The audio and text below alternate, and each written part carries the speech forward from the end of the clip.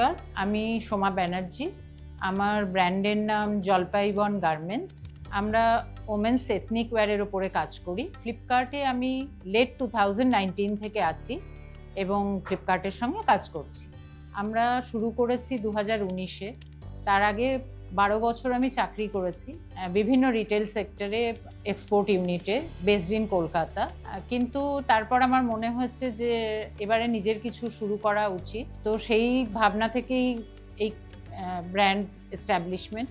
তারপর ধীরে ধীরে করে জার্নি শুরু হলো। 2018-তে আমি জব ছেড়ে দিই, আর 2019-এ আমার জলপাইবন নিয়ে কাজ শুরু। আমি যখন প্রথম ফ্যাশন ডিজাইনিং নিয়ে পড়াশুনো করি, যখন আমাদের ক্লাস হতো, তখন আমার এথনিক ওয়্যারের ওপরে খুব একটা ইন্টারেস্ট ছিল এবং তখন স্কেচ বা যা কিছুই হতো, বিভিন্ন প্রজেক্ট তৈরি হতো, সেটাতে এথনিক ওয়্যারটা আমার করতে বেশি ভালো লাগতো। তো সেই কারণে এথনিক ওয়্যার আর ইন্ডিয়ান এথনিক ওয়্যারে অনেক রকম ডিজাইনস করা যায়, সুন্দর সুন্দর পোশাক ছেলেদের এবং মেয়েদের এথনিক ওয়্যারে করা যায় এই মোটিভগুলো দিয়ে। তো সেগুলো আমাকে খুব ফ্যাসিনেট করে। আমি অনলাইন প্রথম যখন শুরু করি আমার ব্যবসা, তখন কোভিড শুরু হয়, তার কিছুদিন পরেই আমার মনে হলো অনলাইনে যাওয়াটা বেটার, কারণ আমি তাহলে পরে থ্রু আউট দ্য কান্ট্রি ব্যবসা করতে পারবো এবং সেখানে আমার নির্দিষ্ট কোনো জায়গা নিয়ে ছোট ইউনিট করে সেভাবে করতে হবে না এবং আমি সব জায়গায় বায়ারদেরকে পাবো। ইনফ্যাক্ট আমার ব্র্যান্ডটাও সেইভাবে ভিজিবল হবে। তো সেটা করার জন্য যদি আমি ওয়েবসাইট থ্রু যেতাম, তাহলে পরে ভিজিবিলিটি পাওয়ার সম্ভাবনা অনেক কম থাকতো। সেই কারণে আমি ফ্লিপকার্টে যোগাযোগ করি এবং ফ্লিপকার্টের মাধ্যমেই সেল শুরু করি।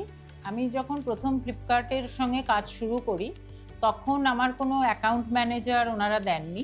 ওনাদের ইনসাইটস যেগুলো ছিল টুয়ার্ডস মাই বিজনেস, সেগুলো আমার পক্ষে খুব হেল্পফুল হয়েছে এবং ওনারা আমাকে কিভাবে আমি হাবে আমার প্রোডাক্ট পাঠাতে পারি, প্যাকেজিং কীরকমভাবে পাঠাবো, সেগুলো সম্পর্কে গাইড করা এবং সেল কিভাবে বাড়ানো যায় সেটা নিয়ে বলা, সেগুলো নিয়ে সবসময় অন ট্র্যাক আমাকে রাখা।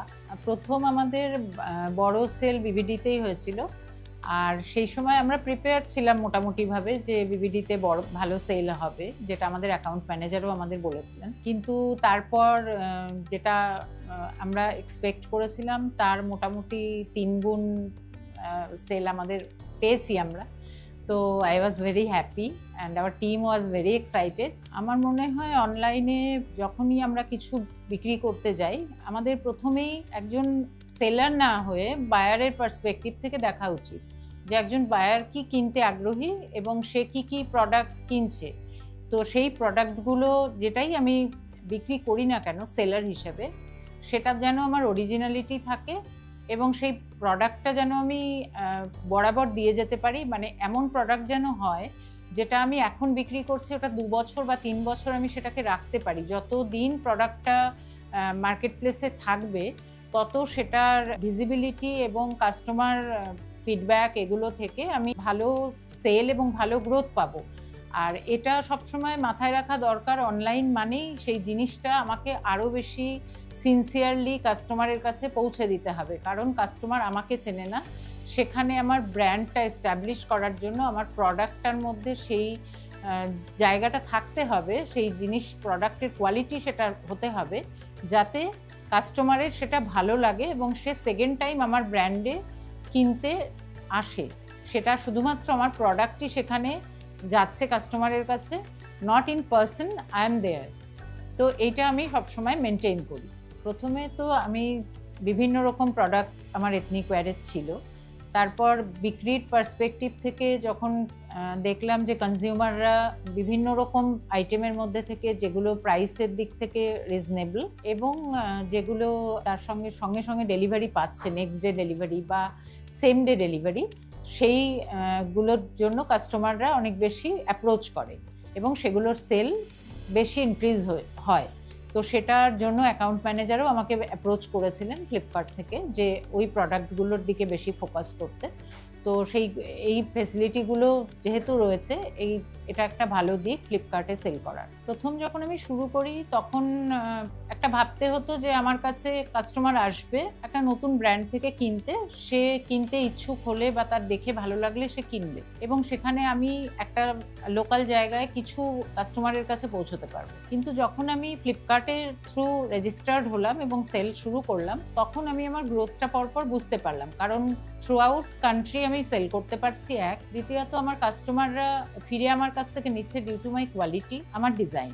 তো সেক্ষেত্রে এটা একটা খুব ভালো লাগার জায়গা যে আমার সেলটা গ্রো করছে। তো সেই জন্য আমার মনে হয় যে যারা নতুন সেলার বা যারা রেজিস্টার করতে চায় তারা অবশ্যই ফ্লিপকার্টে অনবোর্ড হওয়ার কথা ভাবতে পারে। ফ্লিপকার্ট অ্যাড চালালে পরে অবশ্যই সেখানে গ্রোথ আসে সেলের, এবং সেটা নিজেরা সবচেয়ে ভালো যেটা সেটা হচ্ছে নিজেরা টার্গেটটাকে সেট করা যায়, কোন রিজিয়নে আমি অ্যাড চালাবো এবং কত বাজেট আমার থাকবে সেটা আমরা নিজেরা ডিসাইড করতে পারি।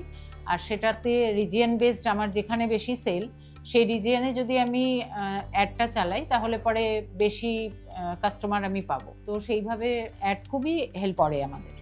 সামনে বিবিডি সেল আসছে, তো আমরাও প্রিপেয়ার হচ্ছি, কারণ এখন এই সেলটা সবচেয়ে বেশি হিট হওয়ার সম্ভাবনা। তো সেক্ষেত্রে আমাদের এন্ড থেকে আমরা নতুন প্রোডাক্ট তো লঞ্চ করছি, প্রচুর নতুন ডিজাইন আসছে। এর সাথে যেগুলো আমাদের বেস্ট সেলিং যে এসকিউগুলো আছে সেইগুলোকে আমরা আরও বেশি করে তৈরি করে রাখছি, এবং সেগুলো আমাদের একটা প্ল্যানিংও রয়েছে যেটা আমরা ওদের হাবে পাঠাবো, যার ফলে সেলটা আরও ভালো হয়। তো এভাবে আমরা আমাদের টিমকেও তৈরি রাখছি যাতে সবসময় আমরা যখনই অর্ডার আসে আমরা যেন ডেলিভারি করতে পারি।